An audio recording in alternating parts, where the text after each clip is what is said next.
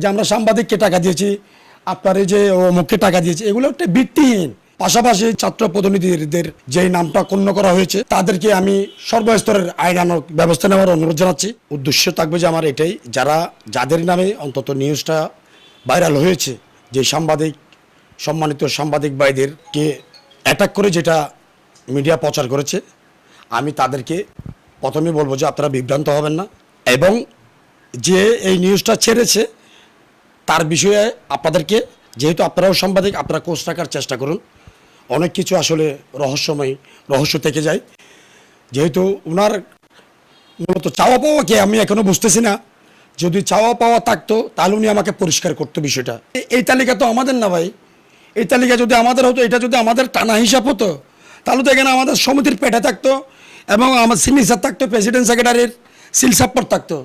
কারণ আমি মার্কেটের একটা হিসাবের তালিকা যদি ট্যাপ করা আমি নেই, যারা কাজ করছে মার্কেট, আমি তো সিল সাপোর্ট ছাড়া নেব না, এবং আমি তাদেরকে একটা কপি দিলে আমি সাইন সহ সিল সাপোর্ট দিয়ে আমি দিতাম। তো অতএব আমি এখানে অন্য কিছু গন্ধ পাচ্ছি। এটা কোনো সাবেক সভাপতির কোনো ষড়যন্ত্র কিনা, এটা আপনাদের মাধ্যমে আমি খতিয়ে দেখার জোর দাবি জানাচ্ছি। পাশাপাশি যে সম্মানিত সাংবাদিক ভাই এবং ছাত্র প্রতিনিধিদের যেই নামটা ক্ষুণ্ণ করা হয়েছে তাদেরকে আমি সর্বস্তরের আইনানুগ ব্যবস্থা নেওয়ার অনুরোধ জানাচ্ছি। এটা আমার যদি তা নাই, আমার মার্কেটের কোনো সদস্য ভিকটিম না হয়, যদি অভিযোগ না দেওয়া পর্যন্ত আপনি আমার সম্মতি নিয়ে এটা সোশ্যাল মিডিয়ায় আপনি হিসাব দিচ্ছে না এটা বলে প্রকাশ করাটা, এটা আমার সম্মতির জন্য একটা মানক্ষুণ্ণকর।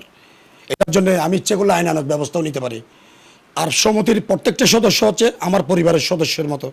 আমার পরিবারে যদি খুঁটিনাটির ঝামেলা থাকে, আপনার ওখানে আমার অর্থ খরচ করতে হবে, তবে কোন হাতে খরচ করতেছি সেটা আমি কাউকে, আমার সম্মতি ব্যতীত কাউকে আমার জবাবদিহি করা লাগবে সেটা আমি মনে করি না। আর এটা মনে করাটা চেষ্টা আমি মনে করছি, আমি যেহেতু আমাদের সদস্যদের কোনো অভিযোগ নেই, থেকে থাকলে আগে থানায় দিবে, আইন শৃঙ্খলা বাহিনীকে অভিযোগ দিবে, তারপর অবশ্যই আপনি নিউজ এটা করতে পারবেন।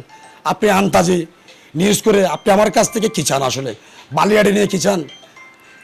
সাধারণ হকাররা এই সমস্ত নিউজের মাধ্যমে কিন্তু ক্ষতিগ্রস্ত হয় এবং হয়রানির শিকার হয়। আপনি যখন আপনার শত্রু নেই, কিন্তু আপনি যখন একটা ভালো জায়গায় নেতৃত্ব দিবেন, জনগণের কল্যাণে নেতৃত্ব দিবেন, আপনার ওখানে যেহেতু আপনার কারণে কোনো ব্যক্তি যদি চাঁদাবাজি করতে না পারে, অনৈতিক সুবিধা নিতে না পারে, তখন কিন্তু আপনার বিরুদ্ধে একটা গ্রুপ বেরিয়ে যাবে।